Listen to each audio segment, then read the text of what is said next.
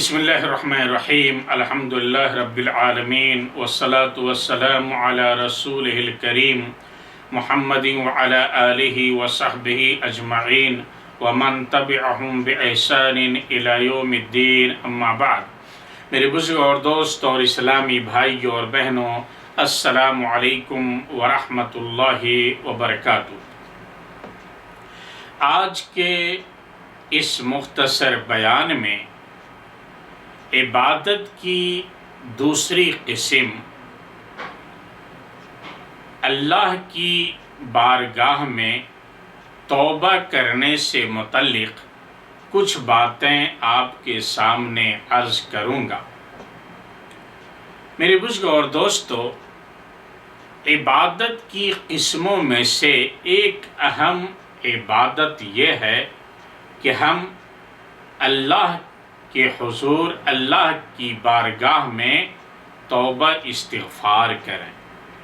اللہ تعالیٰ فرماتا ہے وَتُوبُوا إِلَى اللَّهِ جَمِيعًا أَيُّهَا الْمُؤْمِنُونَ لَعَلَّكُمْ تُفْلِحُونَ کہ اے مسلمانوں، تم سب کے سب اللہ کی جناب میں توبہ کرو تاکہ تم نجات پاؤ۔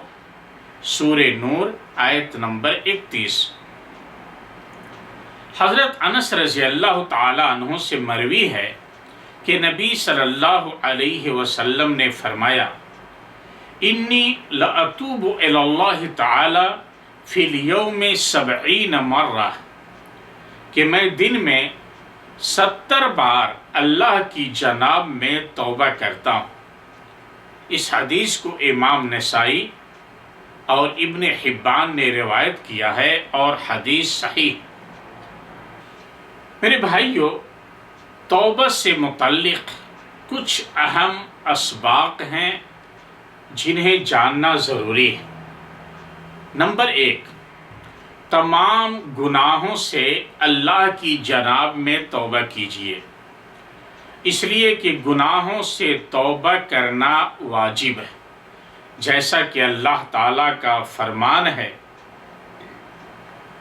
وَتُوبُوا إِلَى اللَّهِ جَمِيعًا أَيُّهَا الْمُؤْمِنُونَ لَعَلَّكُمْ تُفْلِحُونَ کہ اے مومنوں، تم سب کے سب اللہ کی جناب میں توبہ کرو تاکہ تم نجات پاؤ۔ اور اس آیت کے اندر توبہ کرنے کا حکم دیا گیا ہے۔ یہ سورہ نور کی 31 نمبر آیت ہے۔ نمبر 2، ہر دن زیادہ سے زیادہ توبہ کیجیے، جیسا کہ نبی صلی اللہ علیہ وسلم دن میں 70 سے زائد مرتبہ اللہ کی جناب میں توبہ استغفار کیا کرتے تھے۔ چنانچہ حضرت ابو ہریرہ رضی اللہ عنہ سے مروی ہے کہ نبی صلی اللہ علیہ وسلم نے فرمایا واللہ انی لاستغفر اللہ واتوب الیہ فی الیوم اکثر من 70 مرہ کہ اللہ کی قسم، میں دن میں 70 بار سے زیادہ اللہ کی جناب میں توبہ استغفار کرتا ہوں۔ یہ صحیح بخاری کی روایت ہے۔ نمبر 3، اگر آپ کسی مجلس میں ہوں تو اس میں بکثرت توبہ استغفار کریں۔ حضرت ابن عمر رضی اللہ عنہما سے مروی حدیث میں نبی صلی اللہ علیہ وسلم کا فرمان ہے ان کننا لنعد لرسول اللہ صلی اللہ علیہ وسلم فی المجلس یقول رب اغفر لی وتب علی انک انت التواب الرحیم 100 مرہ کہ ہم مجلس میں شمار کرتے تھے نبی صلی اللہ علیہ وسلم 100 مرتبہ فرماتے تھے اے میرے رب مجھے بخش دے، میری توبہ قبول فرما، بے شک تو توبہ قبول کرنے والا اور رحم کرنے والا ہے۔ اس حدیث کو امام ابن ماجہ نے روایت کیا ہے اور حدیث صحیح۔ نمبر 4، یاد رکھیے کہ جب بندہ اللہ تعالیٰ کی جناب میں توبہ کرتا ہے تو اللہ اس سے خوش ہوتا ہے، جیسا کہ حضرت انس رضی اللہ عنہ سے مروی ہے کہ نبی صلی اللہ علیہ وسلم نے فرمایا، للہ اشد فرحا بتوبت عبد من احدکم اذا استيقظ على بعیرہ قد اظلہ بأرض فلاة۔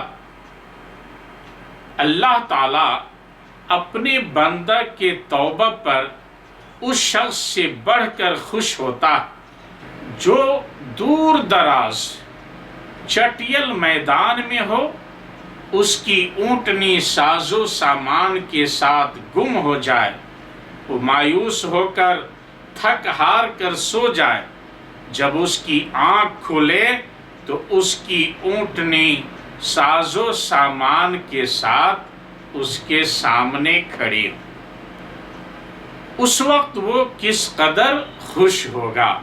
یہ صحیح بخاری اور صحیح مسلم کی روایت ہے۔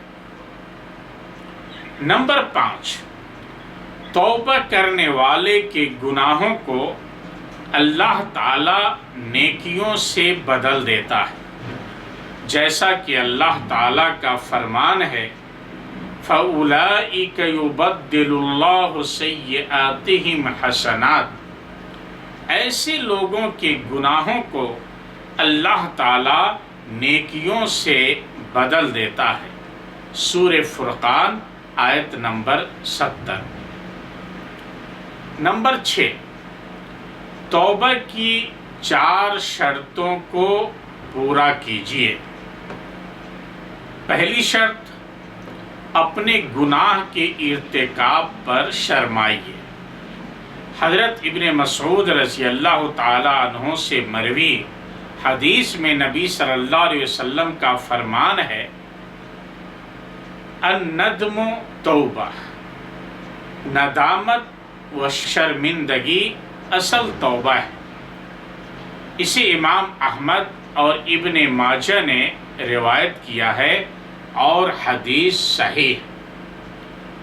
دوسری شرط، فوری طور پر گناہ کو ترک کر دیجیے، چھوڑ دیجیے۔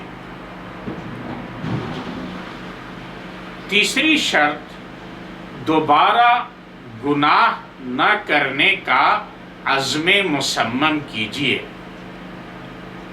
اور چوتھی شرط، اگر کسی بندہ پر آپ نے ظلم کیا ہے یا اس کا حق مارا ہے تو اس کے حق کو واپس کیجیے اور اس سے معافی مانگیے۔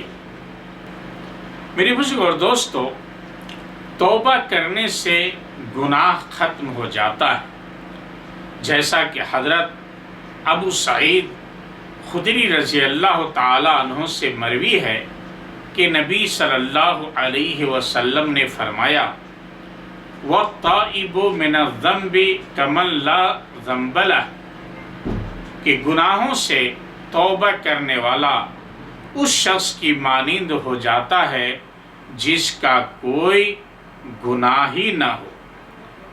اس حدیث کو امام طبرانی نے معجم کبیر میں روایت کیا ہے اور حدیث حسن درجے کی ہے۔ اللہ تعالیٰ سے دعا ہے کہ اللہ تعالیٰ ہم سب کو دین کی باتیں سننے، سمجھنے اور اس کے مطابق عمل کرنے کی توفیق عطا فرمائے۔ والسلام علیکم ورحمۃ اللہ وبرکاتہ۔